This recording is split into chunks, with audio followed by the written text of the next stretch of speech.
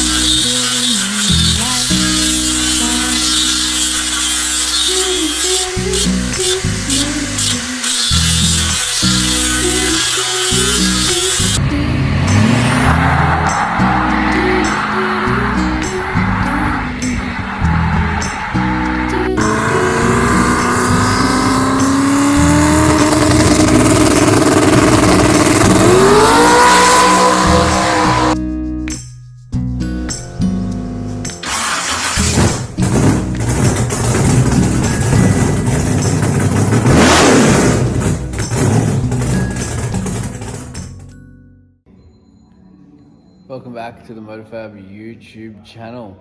Sorry for my absence. It's been insane here. I say this all the time, I know, but it's been really busy with work. Been expanding the team. You guys follow Instagram and Facebook, you're seeing a few new staff and all that sort of stuff, and it's just been crazy. So we did get a chance to take the Monaro to the track.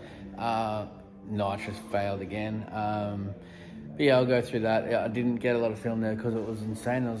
I think there was over 200 cars at the test and tune. So it, yeah, we spent most of the time waiting in staging lanes to quickly get our next pass. But quick basic rundown was that it, yeah, NA is great. It always does its thing. It was doing some good wheelies. It was great. Hooks up like a dream. It's a really good car. But then when I pushed the nitrous, it actually, you know, bogged down and went slower. Which I think is too much fuel. The stupid wideband, stupid Innovate wideband in that thing, it's ridiculous. It wouldn't do what it was supposed to do, and I couldn't get an air fuel reading, which really bugged me. So I wasn't game to pull fuel out because the plugs didn't look too rich. So yeah, it was a bit of a tricky one. So we didn't bother, just kept trying and having a bit of fun. And yeah, but it went 1080. Pushed the button for the nitrous a couple of times in that pass, and it bogged down and broke down and went slower. So I think it probably may have even got a little bit quicker if it didn't push the nitrous. So 1080 for an NA, I'm really wrapped with that, really stoked. It's going to go a lot better when I get the nitrous right. So I'll do some more testing and mucking around and pull some fuel out of it and get the spray. I noticed after the last pass on the way back down the return road, I hit the nitrous when I only had part throttle, and it just took off like a rocket, like bang, it hit really hard.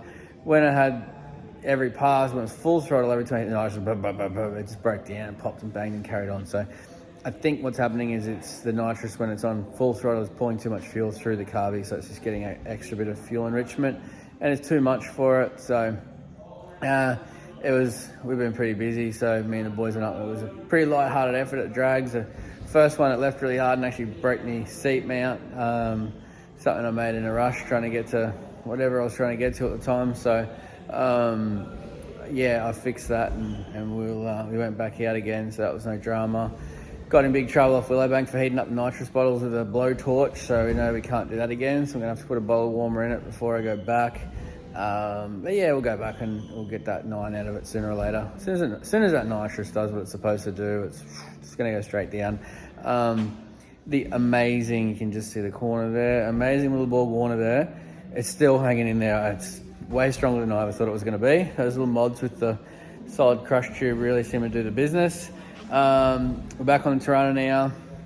I don't know if you can see from there, we have turbos. So yeah, I'll go through all that now, and then next episode we will mount those. We will start with the manifolds. So yeah, check it out, enjoy the show, don't forget, like and subscribe.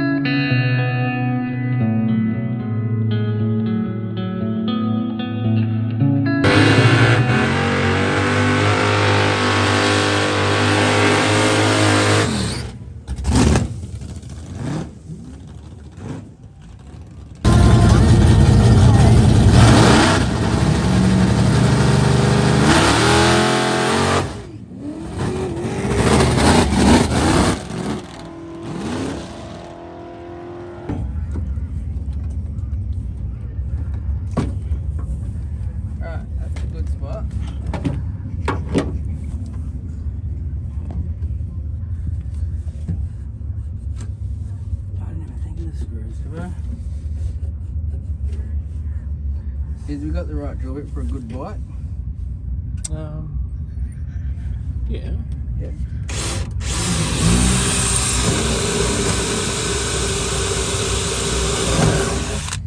How good am I? How did we hit? Not very good. I mean, it's usable, Yeah, that's alright. It's usable. but higher would have been nicer. No, I don't need the fold size, so I can snap the fold off it. I actually didn't think I was going to leave that hard. That's fucking rude, isn't it? Oh well. I'm just grateful that you thought of a way to fix it, Gibbo. Should have kept my fucking mouth shut. Could have been home eating Could have been party home pies. having party pies by now. The thing's going to go if it hangs together for that long. Chippies, cookies. You just huddle it. No. Move your finger for a sec. Yeah, there.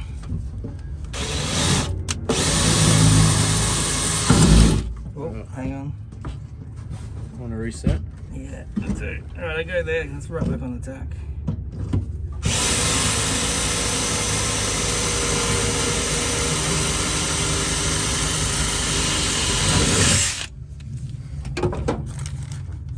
Oh no! There's all the bad smells around Well, here. exactly. I really don't need that. Fabricator. Pretty good job, actually.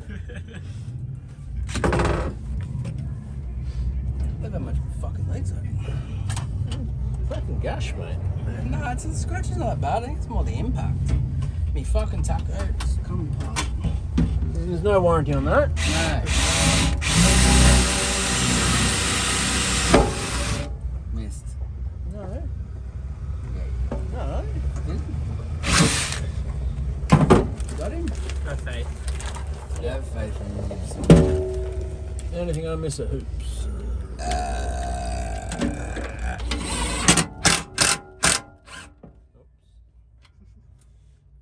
That one's for sure now. Yeah. Oh no, that's for location. We don't have any nuts and bolts in the trailer, do we? Not unless you start pillaging things.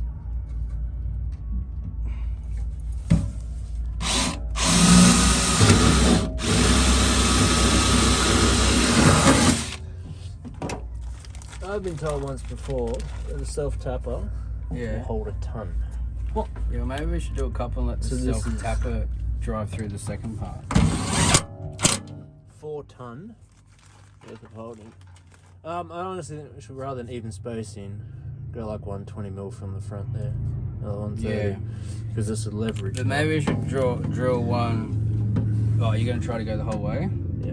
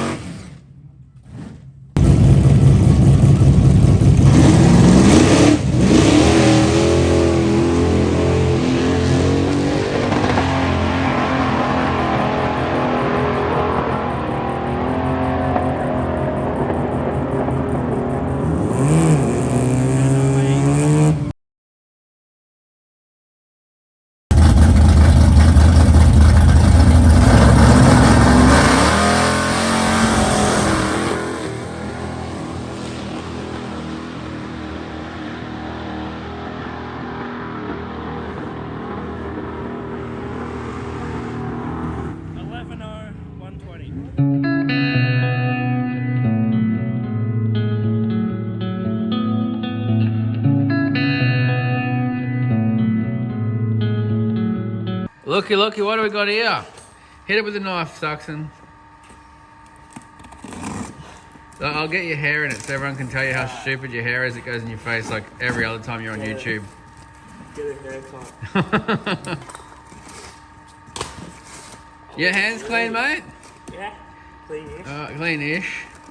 How's your bird? Oi. Jeez. What do we got? Big boy. Yep. I don't want to drop it. No, mate. probably been dropped 50,000 times in transit already. Probably. Billet wheel, shank bearing, ball bearing. And pop that one on the ground, mate. Let's get the other one out. Make sure we got the right thing.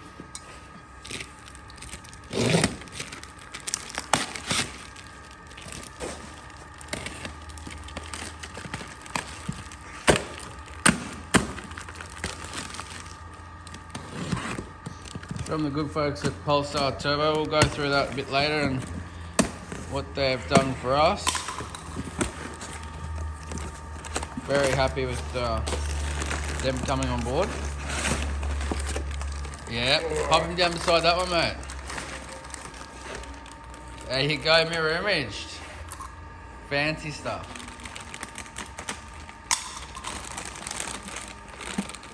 It's even got a thing for a speed sensor. That's pretty cool, yeah. Hey, there we go. That'll get the old Torana moving, won't it? Beautiful. Very happy with that. Right, so here we go. Check this out. Turbos in. There's our sexy header plates.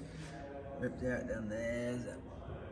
Billet wheel turbos. So you saw us unwrap that and everything there. So big shout out to James at Pulsar Turbo for coming on board and looking after us. We'll have plenty more to talk about with that as we go. So there's our twins.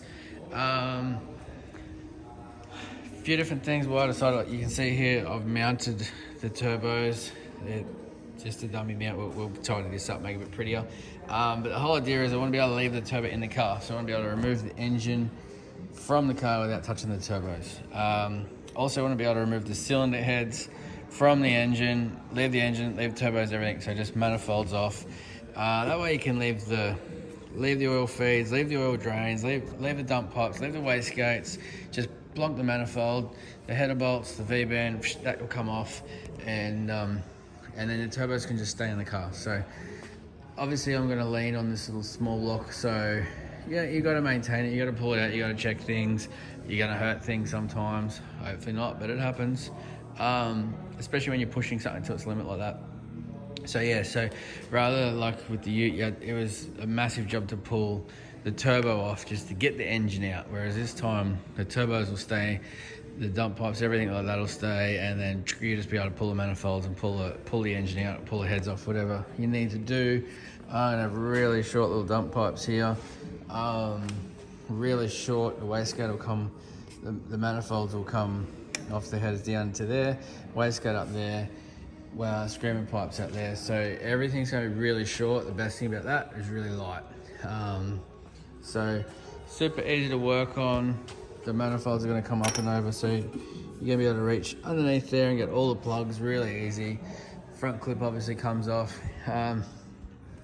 Yeah, big part of this car for me is to go fast, but almost equally as big part is to have something that's just really easy to maintain and turn around and get ready for the next race meet. I don't have a lot of spare time, so it's honestly, the easier the thing is to work on, the better. I'd even sacrifice a bit of performance just to make something easy to work on. So yeah, so that's all part of it. I like the idea of having the turbos down there. Aesthetically, they look good. They're out of the way. Leaves the front of the motor really, really easy to get at. You can turn the motor over. You do everything there. You can do the cam timing. Everything's simple and easy to get at. We'll obviously have a very small radio at the front. Also have our fuel cell at the front. Yeah, everything's just going to be nice and easy to work on. So I'm really happy with that. This is a whole nother series of events. I'm changing this to sort of like a Plenum setup. So but there's some really nice billet ones for a small block Chevy, but it's a bit out of my budget. So I won't spoil too many secrets, but I'm going to build something using a tunnel ram to start with, and then the rest, which I'll show you as the parts turn up. We're just waiting on a few bits and pieces. And so yeah, so we'll have a Plenum, but it's actually going to be rear facing. I think I'm going to have to just notch this out just a little bit to get the pipe through, and then it'll come down. Now I've got, it's upstairs, but I've got a big water air like ice box set up, which will go in here. But there'll be two sets of two sets of pipes for it. One set are going to come up through the firewall and then merge together in the middle here and just go straight into the throttle body. So that'll be non-intercooled setup, and that'll be for when we're doing like no prep and stuff like that, when I don't need a heap of power, so I'm not wringing its neck, not making a heap of heat, and just want it as light as I can get it. And then for when we want to make a lot of power, the pipes will come down. There'll be a bit of a spaghetti, they'll merge together to go into the big ice box and then turn around and come back up. So camera's not far on my hand. Come back up into that throttle body. So it'll be really quick and easy to swap between the ice box and the non-intercooled plumbing. He has those sexy Motorfab header plates. Looking good. So yeah, it's slowly coming together.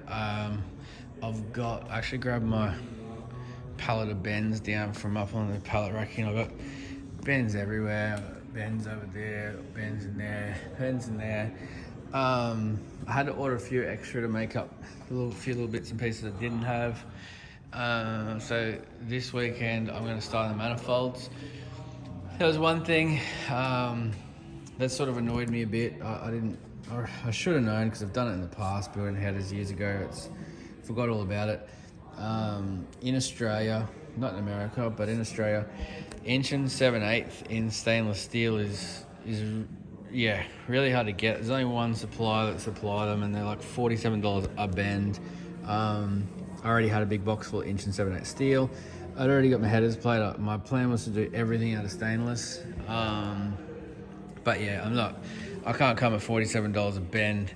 Yeah, it's like a lot more than the steel ones. So at this stage, the headers are going to be steel, everything else is going to be stainless, and then the cold side will be aluminium.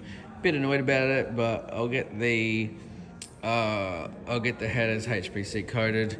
The ones on the Ute were mild steel HPC coated, same as what these will be, and they lasted 6 years. And I recently just sold them, and I pulled them off the car. They were still in really good nick, so they need another HPC coat. The coating was wearing off, but other than that, they were great. So it won't hurt, it'll work all right, but just wanted the nice stainless welds and stuff. That steel exhaust tube is not the nicest thing to weld, but you know, it is what it is. So there you go, that's the start.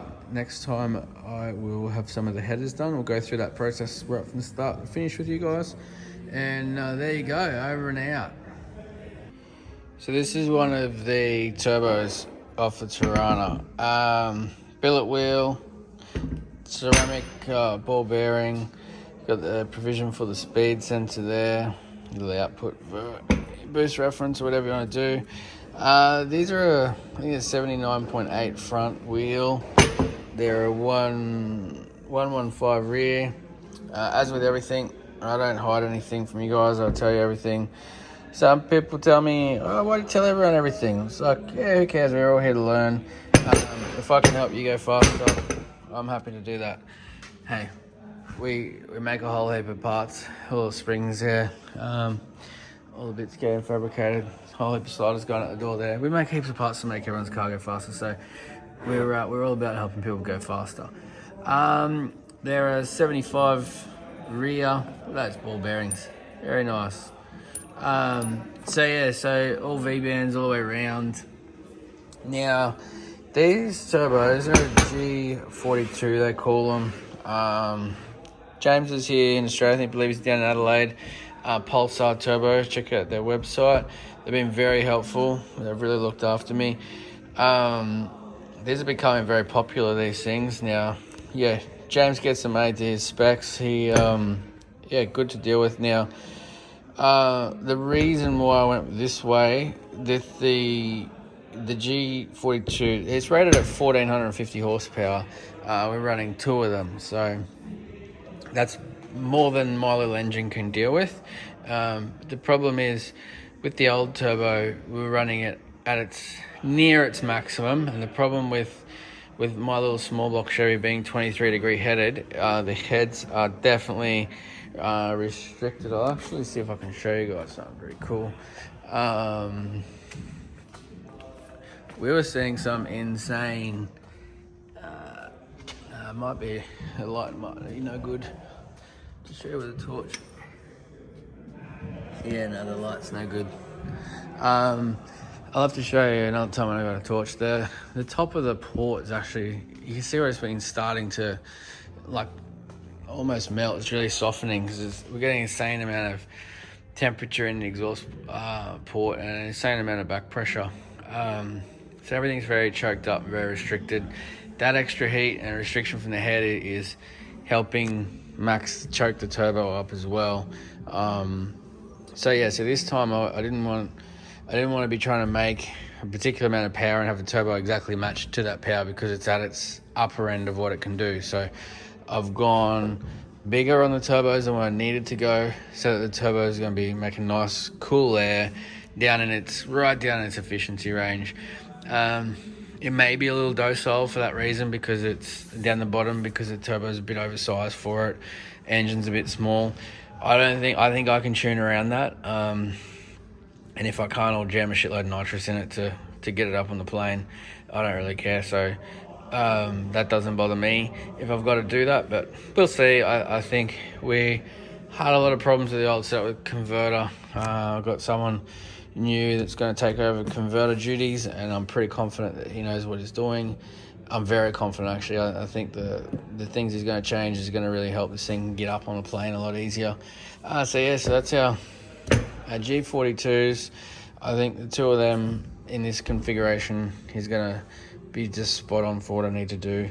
We're going to try to get the back pressure way down, and we're going to try to get the intake temp way down, and trying to help those heads as best we can. So there you go. You'll see plenty more from Pulsar Turbo. They've been kind enough to sponsor us and help us out. So we are going to promote their product, and we're hopefully going to be the first car running the 6s with their turbos. So that's it's going to be a big milestone for us and them. So stay tuned, keep watching, see if we can do it.